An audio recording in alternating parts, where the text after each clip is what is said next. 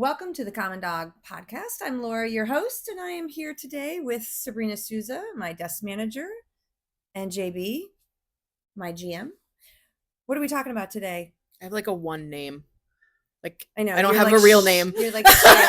No, it's like Cher or Madonna or Sting. Like the cool. I wish I had a one name. I don't. I don't even have a nickname, which sort of sucks. I mean, you can't really make Laura a nickname. Lolo. Oh, that's all I'm calling please don't you. ever call me that. That's no, please. We have to edit that out. That's No, we're not. No, that's was really fantastic. bad. And we have here, let's talk about who our guest is here today, Miss Smoliv, which is not her real name. It's Olive, but she's the smallest of the olives, so she's Schmoliv. Smoliv did a board and train about 3 years ago with us, and she does daycare, she boards, I groom her. She comes for her haircut. She gets all beautified. So she does all the things. Yes, she does. And she's a very good girl. And she's a very good girl. Even though she's teeny, she goes in with the bigs. Yep. Because she has a very big personality. We're just going to jump from person to person, or are we just going to jump down? I'm not sure what we're doing yet. You want to just hang here? Today, I thought we'd just kind of chit-chat a little bit and talk about some funny stuff that's happened over the years. You've been with the Common Dog for 11 years. I've been with them forever. And you've been 4 years, right? Yep. So we definitely have more than our fair share of stories. funny stories. But you were just talking about last night. Yeah, last night. So the one great part about this place is that we just have fun. Like, it's fun. It should be fun. Yeah. It really should be fun. I was walking down the suite hallway, and I didn't know it, but Brandon was in one of the rooms cleaning up the room. And the door was closed. The bottom door was closed. So I had no idea anybody was in there. I'm just peeing around, like walking around. And he goes, "Hey." Well, and then Brandon has this exceedingly deep. I can't even get close to how deep his voice is. I mean, his voice is so deep, it sounds like he's faking it. Yeah. Like he's trying to make it deep. That's how deep it is and naturally. Like, bro, he doesn't say anything hardly. And when he does, it's like deadpan. And so he just goes, "Hey." And I went, "Oh my God." And I like hit the deck, like on the ground, and screamed. And he just is behind me going, I'm like, what? But between him and JDL, they do that stuff to me all the time. Like, I'll just be standing there and JDL will be there. Like, they don't do anything. They're just really quiet. Are there. They're quiet and they're like lurkers, and they just like, they're lurkers. They scare me. And they do it on purpose. They say they don't, but they do it on purpose. Maybe you should cut your caffeine a little. Maybe. I'm jumpy.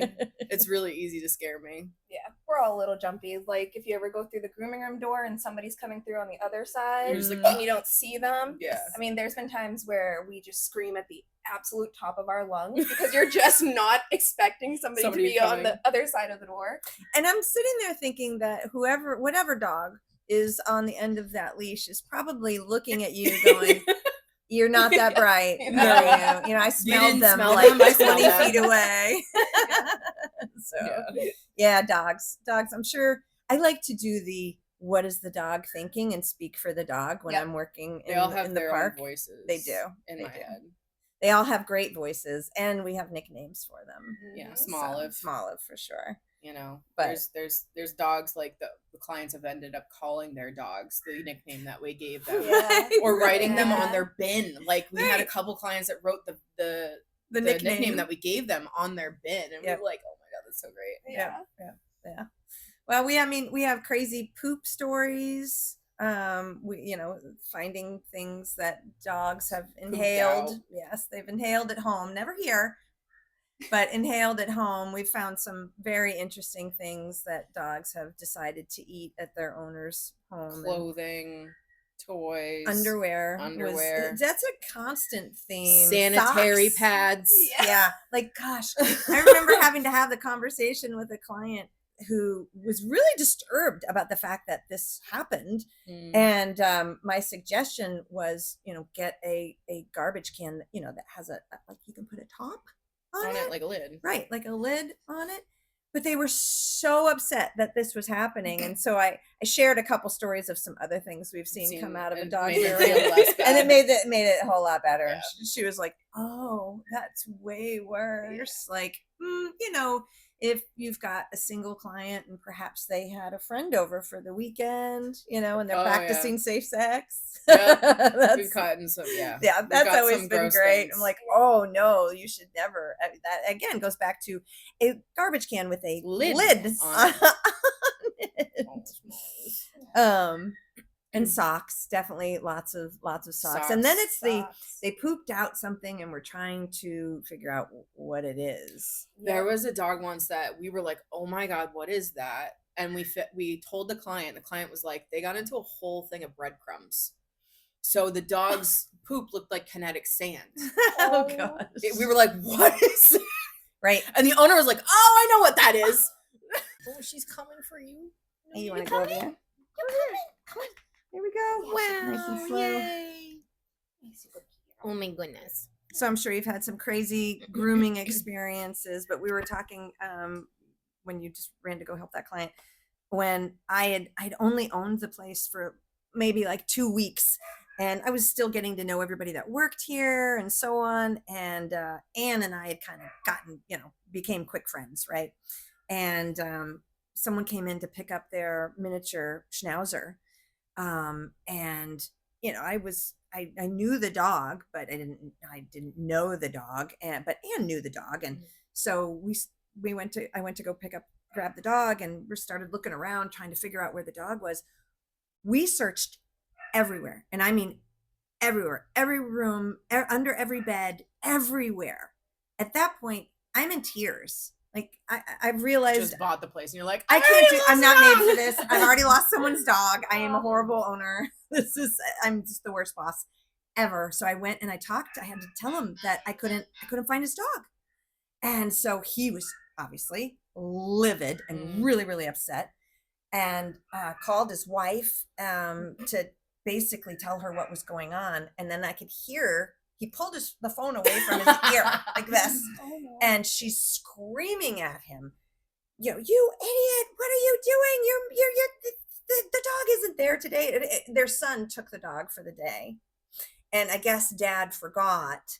And after he had read me the riot act and I'm crying, now she's furious and screaming at him. And he had to do one of those, I'm sorry, I'm really sorry. And then the next time that the dog came in, the wife brought the dog in, and she was like, I'm so sorry. My husband, he is an idiot. I'm like, oh my gosh. That was my second week of work here. Wow. Yeah, it was really terrifying, but kind of funny now that it's over, and we've never lost a dog. Never lost a dog. But I did have a similar experience with a dog that crawled under the bed. And she must have just flattened herself out like a frog, and she was a bigger dog. Oh no. I don't know how we couldn't.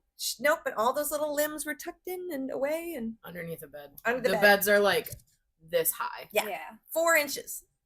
4 inches. And she got under there and just, not that she couldn't get herself under there, but then to flatten out and not have a single tail hair or a toe peeking out. No. Oh, that reminds me of the time we had a Chihuahua board here, and he loved to go under the beds.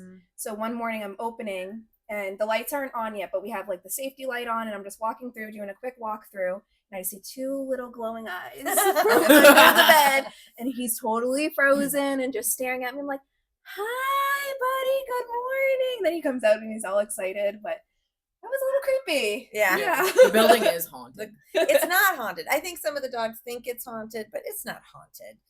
First of all, I don't believe in ghosts, so there's that. They all stare at the ceiling. But they do stare at the ceiling. So you think they're just what? Ghosts? Yeah, they're floating around all day long, and the dogs are just like, there it is. Oh my gosh. I don't think so, but yeah. So remember the woman that I hired, and I can't remember her name, but and I shouldn't say it anyway, but she asked if she could go to lunch early because she said she was really hungry. It was her first day, and then she just never came back. Oh, yeah. It was again Anne and I wandering around the building going, where is she? Yeah. Never came back. Apparently this was not the job for her. And then we've had people that we've hired that didn't tell us they were allergic to dogs. Now I have to have that. I have to have that in the interview question. One of the interview questions I have to ask is, are you allergic to dogs? Yeah. Which seems just insane. Like, Doesn't yeah. it seem insane, right? You should say something. There should be some common sense there of going to work with, you know, a whole bunch of dogs. If you're allergic to dogs, probably not the best idea. Yeah. Probably not the best idea. Yeah. There was like 3 or 4 weeks into me working here, we had a beagle who we all loved. He was a wonderful dog, sweet as pie, but barky hound. He was one of the ones that you had to be on top of a lot. Wasn't he the one that was his owners were getting kicked out of where they lived because of his barking? Yeah, his barking. Yeah, and then they moved. They moved to a house. Yeah, they moved out of their apartment. I loved that. I loved that dog, and I loved that dog after he threw up poop on me.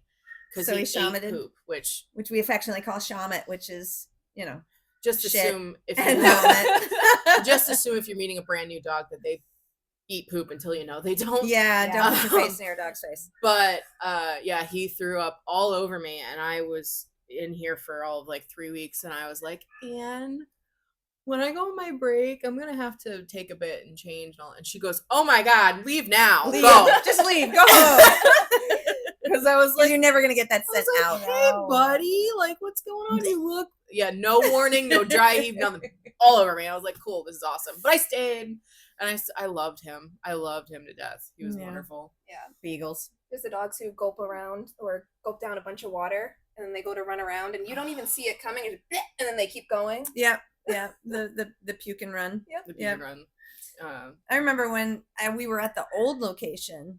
Still in Everett, but at the building previous to this one, and I made the mistake of kneeling down and bending over. I was doing something with the dog, and a black lab came behind me. Never kind of felt his presence, didn't know he was right there. Lifted his leg and peed all over my back before I was able to stand up and get away. Just all over my back, down my pants. That was a learning experience. It's a rite of passage. It is. Yep. It's a rite of passage. Absolutely. And then we've had, some crazy clients. All of our clients are really wonderful. We are super, super blessed and unbelievably lucky. But we have had the occasional person that imbibed just maybe a little too much before coming to pick their pup up. There's been a couple times I've said, we're just going to keep Fluffy. For the night. We're just going to keep Fluffy for the night. And I'm happy to call you a cab. Yeah. Yeah. That's happened. There used to be, way back when people used to be able to walk into the back. Right. There was a client. Which I'm so glad we stopped doing that. There was a couple clients that would just come in and they would yell for their dogs. Yep. Get everything going. All the dogs would bark. And stuff. But yeah. Oh, the time that you fell in the pool. The time that I fell in the pool. You fell in the pool? Yes. Oh my God. I was power washing outside, and I was pulling the power washer hose out, and I fall a lot here. I hit the deck when Brandon scared me. She wears non-slip shoes. I wear non-slip shoes, but I was backing up, and the pool was out there, which is the dog pool, which is been peed in probably and drooled in and all the things. Hopefully not shamated, but hopefully. But I was backing up and my calves hit the edge of the pool, and I went, uh-oh. And then I just you teetered. Slow motion. You had the hose and you teetered. And I was trying to not fall, and I was like, forget it. I'm like, here we go. Do you remember the time that you yelled at me when we were doing the Memorial Day barbecue? Yes. Outside, we decided to do like a Memorial Day barbecue, and I was pregnant. Yep. With baby Carl. And she has the table, and I just came back with my electric barbecue, and she has a table. She's walking through, and she's like this, and I'm like, Jessica! And she hit the deck. It's like, put it down! I'm so sorry! Yeah. Probably not the best thing to do when you're 8 months pregnant. No, probably not. Because it would have been. I was like 6 months pregnant. Well, he was born in. Whatever, Sabrina. He was born in. I was fine. He was born in October? Yeah. And we would have had that in. It was May. No, it was May. It was early on. Oh, yeah. Okay. Yeah. So. Yeah.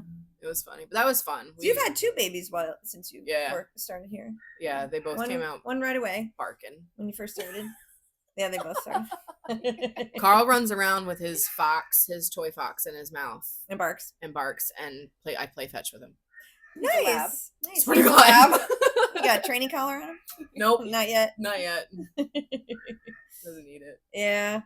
We've had crazy clients. We've had some crazy storms. I mean, this past winter, or just the winter Literally that we're in, last week. Yeah, that was crazy. I spent the night with here so we could dig out. But I remember 2015, you couldn't see the front of the building. You couldn't see the front of the building. The actual snow, the plows had shoved the snow up into the awning, and it was up over the awning. So it was easily 15 feet. Easily 15 feet. Maybe even more. And even more. That year I was pregnant with Skylar. Yeah. That was great. Driving the bus. I missed the bus. Driving the bus in the middle of Boston. Yeah, in the winter. That was fun. In the worst winter that we've had. Ever. Oh yeah, that was.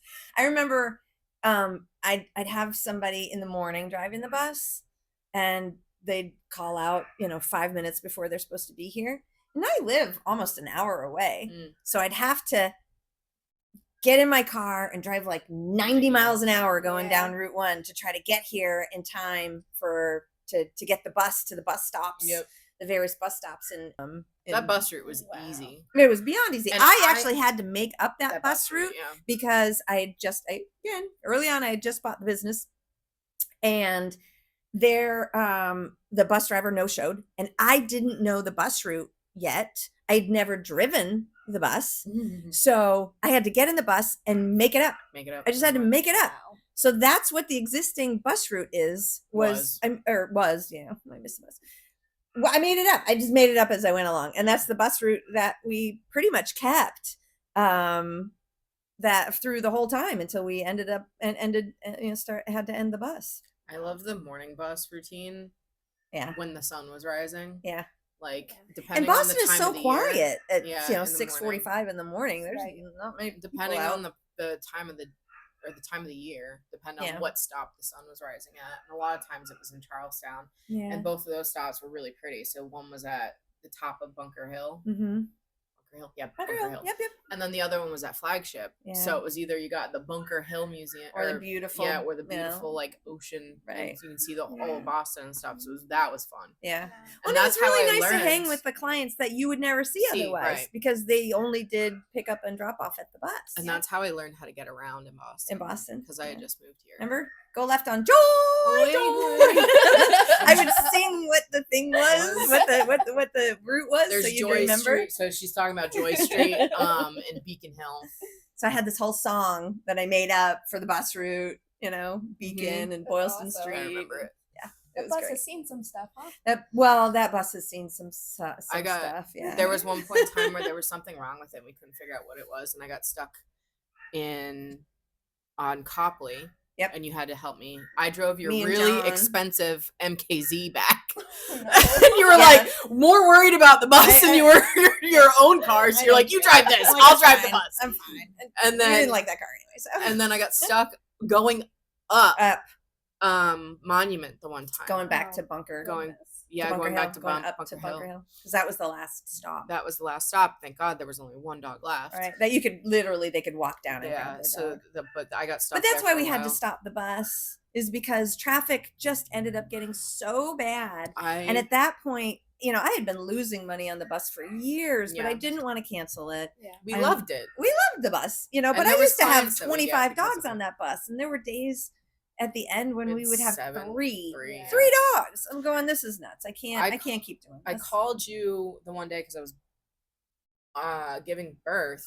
It was when I was in my hospital room after giving birth to Carl. Mm-hmm. And I was looking down at Sturo, and I was like, oh, that looks I see the bad. bus. No, well, it wasn't in that section of Sturo, but I looked at Sturo and I was like, whoever's driving the bus is screwed. They're so stuck. I call you and you go, it's me. It's me. I'm the one that's driving the bus. And I think that was when you had finally been like, can't do this. It was anymore. a 2-hour delay. Yeah. It was a 2-hour delay. So the poor dogs have to go to the bathroom. I have to go to the bathroom. Everybody's honking and screaming, and so it just became too stressful and too much time for those poor dogs to be sitting on that. Even though we didn't do door to door, which definitely shortened it, we just had bus stops that we stopped at. to shorten the duration of the the dogs were on the bus. It was finally just too much. So we've had some interesting times with the bus. The bus, yeah, it's such a like a wild card because you're out in the wild. Yeah, literally. Like because here you're like we're here and everything's fine. Yeah, there you're out in the wild and you have to. Nobody ever let me in ever. Oh, I got really lucky. I had a lot of people let me in, but I did get some interesting phone calls from people tattling on drivers of the bus. Because nobody let us in. Well, there's that. You maybe had to be a little more aggressive than some other drivers just to get that, because they don't want a bus in front of them. They don't want a bus in front of them. You know, but I never really had that. I mean, I usually drove in the morning. The morning was easier. The night was night was rougher. The night was hard. And then, but yeah. I always felt bad for the bus person. So the desk person always had to hang back and be able to open the door for the bus person. Yep. So I'd always feel for the garage bad. bay for them to park the bus. Yeah. So I'd always feel bad when they're like, I'm stuck. I'm stuck. Like, I will wait as long as possible for you. I am so sorry. Yeah, we would wait until they got back, which sometimes ended up being like 7:30, 8 o'clock. 8 o'clock. After we close. Yeah. Yeah. For sure, depending on what was going on in the traffic and everything like that. Because Boston. Yeah, because Boston. Yep. Right. Yeah. Oh, we have to have our tip. Oh, our training tip What's of the our day. training tip? So maybe we should make it about nails since we have our handy. We made the last one about grooming. Oh, did we make it about nails? Yeah. We made the last one about grooming, like touching. What about driving? How to drive? How to drive with your dog? How to drive with your dog. So we do have a lot of people who have their dogs have like car sickness issues. Yep. I have car sickness. It's super fun. I can't be in the back seat, but if I am in the back seat, I have to be like in the center so I can see out the window, and I'm away from the wheel wells. So there's a couple of different things you can do. Well, first and foremost, if you have a dog that is showing signs of feeling ill. Open a window. Mm-hmm. Fresh air is the first thing to do to kind of help them out. That's always what Lana's go-to is open a window. If she's getting weirded out. Lana, she used to get weirded out. I had to start raising her so she could see. So she can see out and the she window. Wasn't so much got that. Yeah. Right. So littler dogs that helped with that. In a bag. Yeah. In like a carrier bag. Yep. So that elevating them, having them not be able to move around because first of all, they need to be harnessed in some capacity. Just for safety, just like a seatbelt, just like but the more they move, the more a dog moves when they're in the stressed state, the more stress they get out or get, and it makes it worse. So the more they're able to and they're bouncing from one side to the other, it's making them more and it's sick. A distraction for the driver too. Exactly. So open window, and then I think just desensitization. Mm-hmm. You know, if you get your dog desensitized to riding in the car, and that means short trips, right? Mm-hmm. 5-minute trips, and then you just make them a little longer and a little longer. They'll get better with car sickness. I mean, I know I have a couple clients that their dog just never got over it entirely. No. But you made sure they didn't have a full belly when you put them in the car. You made sure that they had fresh air. You made sure that they were harnessed so they couldn't be, jumping all over the car. And then part of it is also just not driving too erratically, which is hard in Boston. And because there's a lot of stop, start, stop, start. And don't take your dog through a car wash. No. We have both done we've both done that. And now if there's a storm and it's raining heavily, Lana can't handle it. Yeah.